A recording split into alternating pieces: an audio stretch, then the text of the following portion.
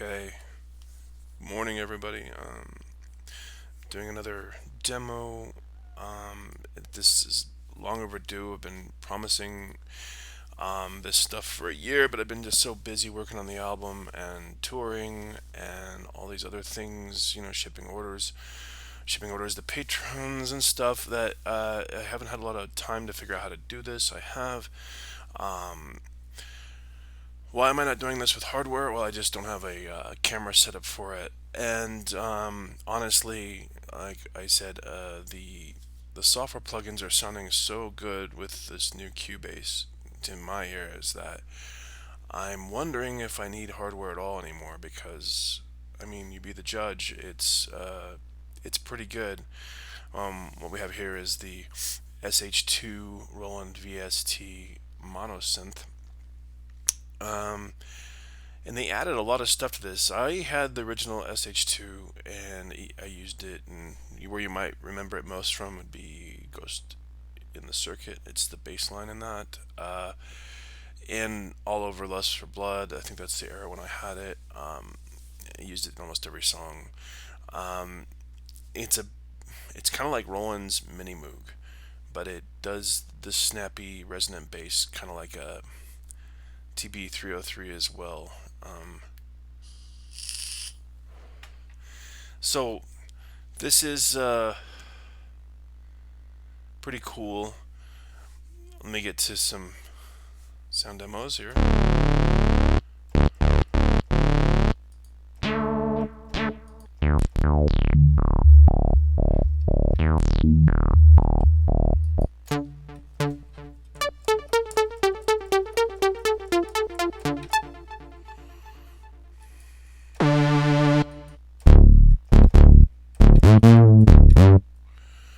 But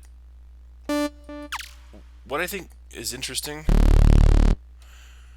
is that they added an ADSR. Yeah. Or did they? No, they didn't. Oh, I can't remember. I think they did. But anyway, there's all these different things here. Um, like this arpeggiator, the scatter, and the scatter depth. So let's turn the scatter on.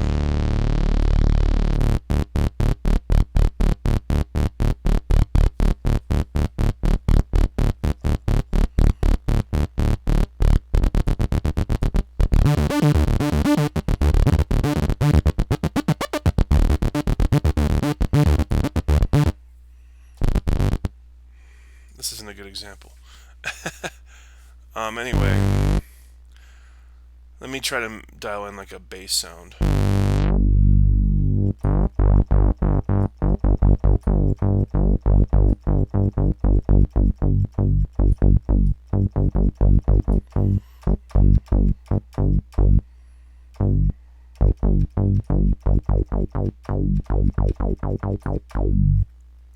Turn on some delay.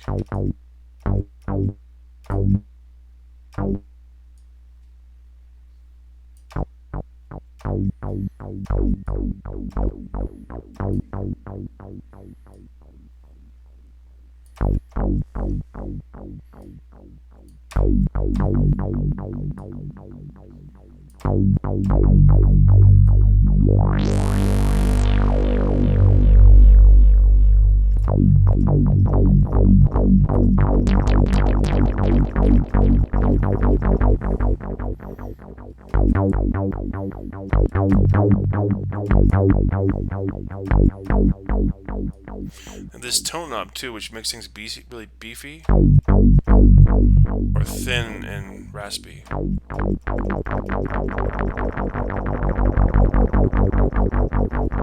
I generally like it more in the middle.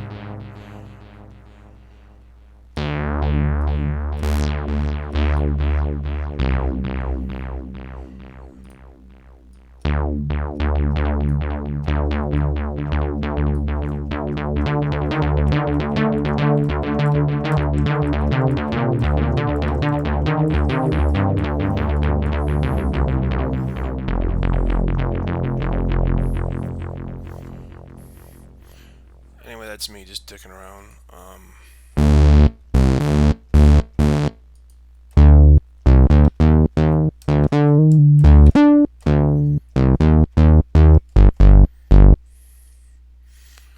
Yeah.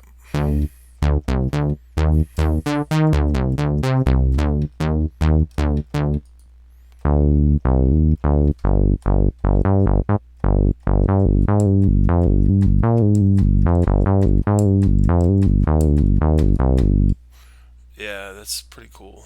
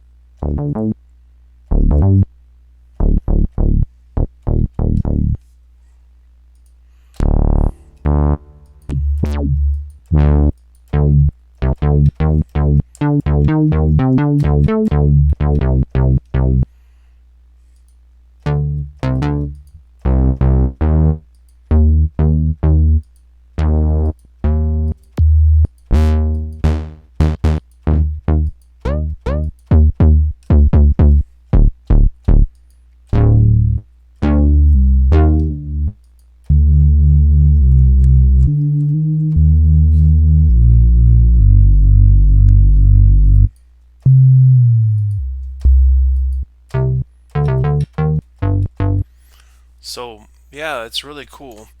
I really like this synth for bass, but it also does leads really good too. They actually nailed the tone really good.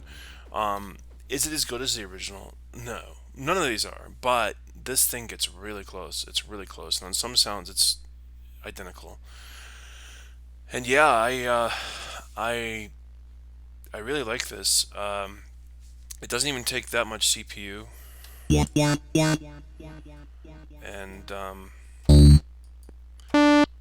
it's pretty cool. And they come with a lot of presets, just two banks, but it's still like more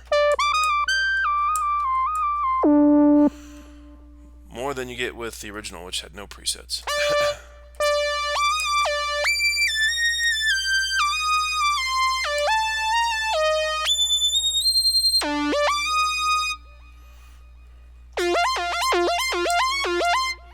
Portamento sounds weird. Like,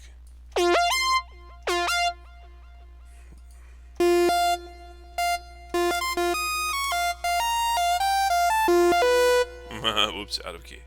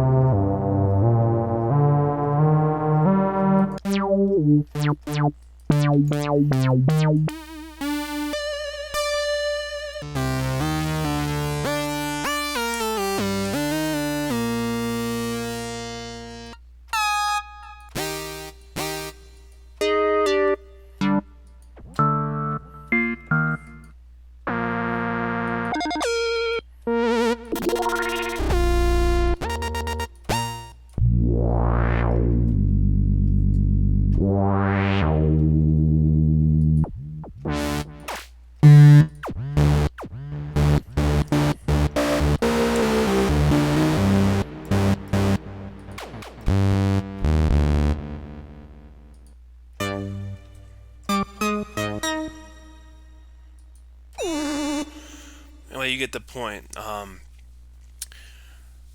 I only paid like $150 for this. But if you get the rolling cloud, you can. I don't want to get too much into the rolling cloud because I did subscribe to it. It's like $20 a month, and it gives you like three workstations, three drum machines, like tons of vintage synths, Jupiter JX3P, Juno 106, System 8, System 1, System 100, sh2, sh101, ProMars. It gives you a lot of stuff, but I'm just focusing on this plugin right now because it's only $150 if you can buy it from their store, or you can do the cloud thing. One of the reasons why I'm upgrading my computer is because I got the rolling cloud, and it, like Diva, it brings my computer to its knees, and I have right now I have an i7 3770, and that it was good enough for most of the Native Instruments stuff, but it's definitely not good enough for these new things. So what I upgraded to that i7 9700, and I should be getting it soon. It's like having two of the processors I have now, so it'll double my performance. And the good thing about the 9700 is there's no hyperthreading in it, which means it's going to play with Cubase a lot better than the hyperthreaded stuff. Right now, if I want tight controls when I'm playing my synths, I got to turn hyperthreading off in the BIOS, and then everything's great, but then my overall processing power goes down, which sucks. So the 9700, they got rid of the hyperthreading, and that's the i9 990 has the hyperthreading. It's just pretty much like the same processor with hyperthreading, and 9700 is without. And I prefer without because it makes the CPU run cooler, and you can overclock it more. Plus, it runs better with audio, with Cubase especially, which is what I use. And having 8 really fast real cores is better than having a bunch of fake hyperthreaded cores, which are basically whatever. So yeah, it's cool. I I had to upgrade to Windows 10 as well because the new processor isn't supported by Windows 7, which sucks. So I had to. What I did was I upgraded my OS. Now I have everything installed that I want. And then what I'll do is I'll uninstall all the motherboard drivers on this hard drive install of Windows 10. And when I get the new system, I'll just plop this drive in, and then boot Windows, and then install the drivers for the new motherboard, etc., etc., and everything should just work. I've looked up on how to do this, and it does work. So yeah, that's gonna be cool. If I get more processing power, I'm gonna be able to use a lot more of these synths, which is a good thing, and I'm pretty happy with it. I use the sh2 plugin on the remake of Dial 8 that we play live, and it definitely held up in the mix perfect. So yeah, more about this synth. It's not that capable. As basic waveforms like saw, pulse, and sine, and noise on this one. Um, it has a sub oscillator here. Um, it has auto bend. It has a couple of things. Pulse width modulation is cool, but what I like about this synth more than anything is the filter is really beefy, and the oscillators have this really chimey, Rolandy musical sound that I like, and this thing stays in tune, unlike even the hardware did, and that's what I really loved about the Roland stuff, unlike the Moog stuff where the tuning is like all over the place and it's doesn't sound as musical to me. But yeah, I recommend this plugin. It's 150 bucks, and from the demos you can kind of see why. And the VAC sound, especially, is the Roland sound. The tone of the filters and stuff, and like even in the previous video I did with Diva, I'm using those Roland filters and envelopes and stuff, and that's kind of what I like. I like Roland synthesizers the most out of all of them because they make the sounds that sound like my the visions in my head basically, and that's why I like them. Um, the tone is really cool, and this plugin is pretty affordable. So, yep. Anyway, oh, that's it for now.